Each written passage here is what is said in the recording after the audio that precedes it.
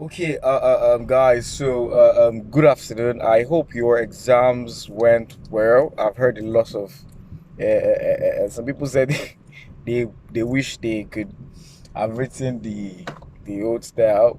Okay, however the case may be, I'm sure that we are all going to get congratulatory messages in 50 days. It's now like down like 4 days, so about 46 days. So, what I'm doing this video is I've received like four calls there about today as regards the interview, if I have any tips, or and also the practical submission, and if I have any kind of information I want to pass. So I just had to like stop and then do a quick video because I might not have time again.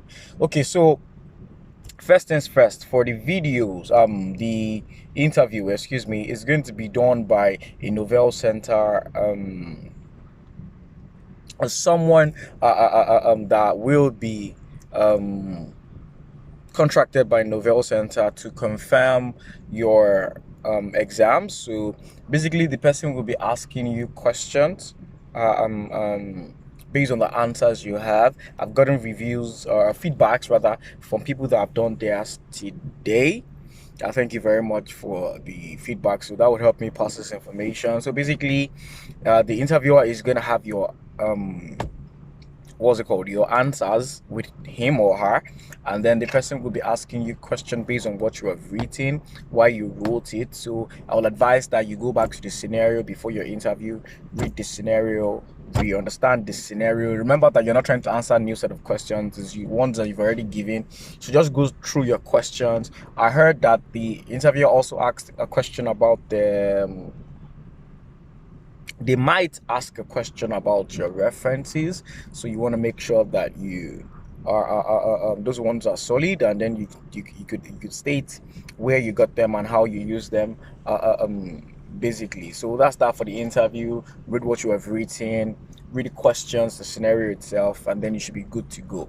However, for your IG2. Now, this is what I want you to know.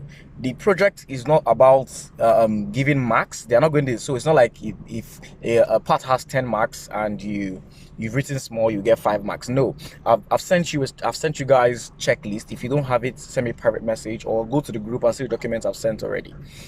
Okay, so they are strict criterias. For your part 1, you have to talk about the background of the organization. Now, there are a few things that you need to include in that background. No matter how much you've written, if you don't include these few things, then you're not.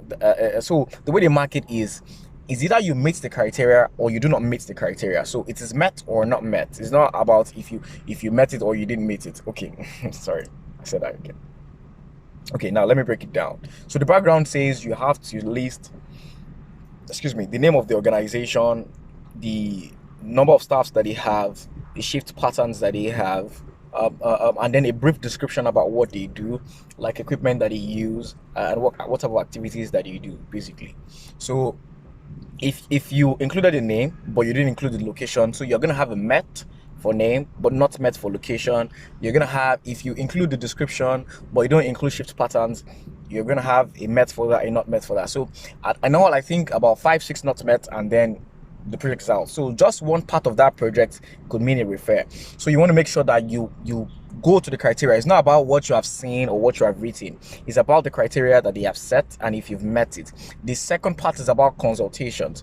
What materials did you consult? Now, if you just mention materials and you don't mention what kind of information you got from those materials, then that's a no-no. So you cannot just say you checked Usher Academy. What did you get from Usher Academy? Did they help you with hazard or did they help you with control measures? If you don't pull that, once again, it's going to be a not met. And then for the part 2, you're required to have minimum of 5 hazard categories and 10 hazard. So this is how it works. 5 hazard category met. If you have 4 hazard categories, you have already screwed those 4 with the last one that you have, because it's going to be a not met. So it's not like they're going to consider the fact that you've written 4 and then say, so it's going to be not, it's going to be it's going to be the same with someone that did not have any categories at all. So it is that strict. And for the other categories, for the ones I've reviewed, I've told you that please don't make up categories. Categories have to be from topics of element 5 to element 11. So if you have something about emergency procedures, emergency procedure is not as a category. You want to write things something like fire as the category and then discuss emergency procedure. So if it is not part of the topics from element 5 to element 11, it is not another category. PPE is not another category. Emergency procedure, like I said, is not an hazard category. So let's be very, very, very, very careful with that. Same with the part 3. For the part 3, you need 3 actions. Then if you discuss moral reasons and you don't discuss it extensively, not met. You want common mistakes I've seen is about the financial reason. You have to discuss the financial reason. Don't just list direct and indirect costs. Link it to what you've discussed. So don't say some of the indirect costs are, some of the direct costs are. No, you have to mention how it affects the organization that you're carrying out this assessment for. Please and please and please.